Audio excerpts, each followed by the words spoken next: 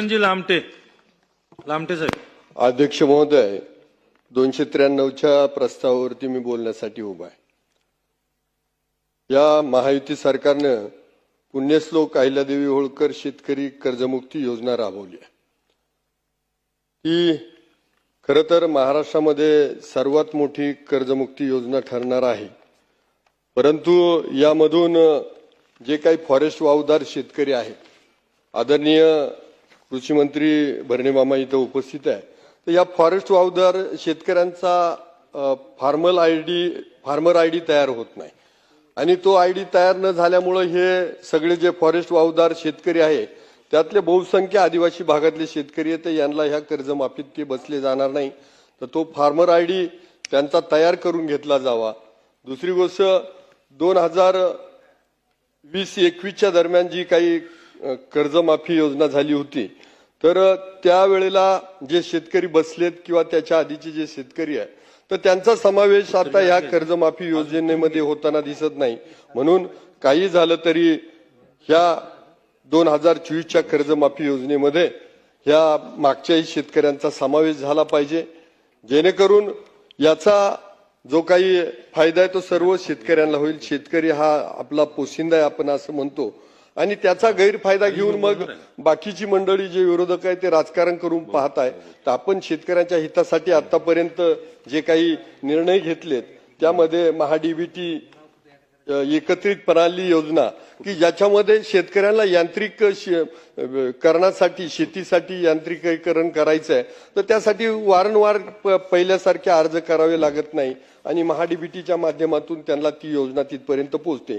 त्याचबरोबर आपण जलयुक्त शिवारची योजना राबवली आहे. जलयुक्त शिवार जी योजना आहे, टप्पा 2 झाला, आता टप्पा 3 आहे.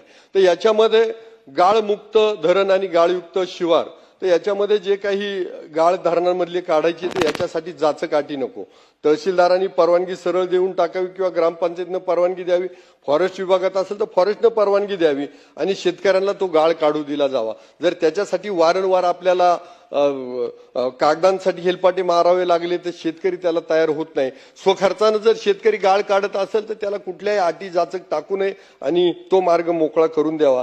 त्याबरोबर बाकीच्या जे काही योजना आहेत त्यामध्ये मुख्यमंत्री बळीराजा शेत पांधन योजना, ही पांधन रस्ते योजना, ही सगळ्यात महत्वाची योजना आहे की आतापर्यंत शेतकऱ्याच्या बांधावर जायला शेतकऱ्याला अडचणीचं होत होतं, शेजारी पाजारी जाऊ देत नव्हते. परंतु महसूल मंत्र्यांनी जे काही निर्णय घेतला का जो पांधन रस्त्याला अडवेल त्याला लगेच पोलीसवारी करायला लावा, त्यातून एक चांगला संदेश गेला आणि आता सगळ्याकडे शेत पांधन रस्ता योजना सुरू झाली आहे. तर मला वाटतं सरकारनं ही खूप महत्वाची योजना आतापर्यंतची जी आणली आहे तर ही एकदम महत्वाकांक्षी योजना आहे. मागेल त्याला सौर पंप, तर आतापर्यंत करतोय. मागेल त्याला सौर पंप अशी जी योजना आली, परंतु आपण पाहतोय की ज्याला पहिलं कनेक्शन आहे त्याला सौर पंप देताना दिसत नाही.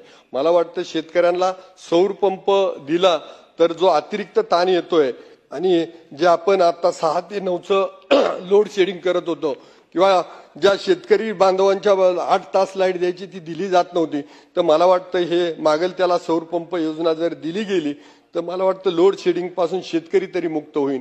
सरकारनं, ह्या महायुती सरकारने एवढ्या सगळ्या चांगल्या योजना राबवल्यात. ही कर्जमाफी योजना ही शेतकऱ्यांसाठी खूप प्रभावीपणानं राबवावी आणि सर्व शेतकऱ्यांना कसा लाभ देता येईल, गरजूंना लाभ देता येईल हा प्रयत्न करावा. यासाठी मी त्या 293च्या प्रस्तावान्वये जो काही महायुतीने ठराव आलाय त्याला मी पाठिंबा देतो. धन्यवाद.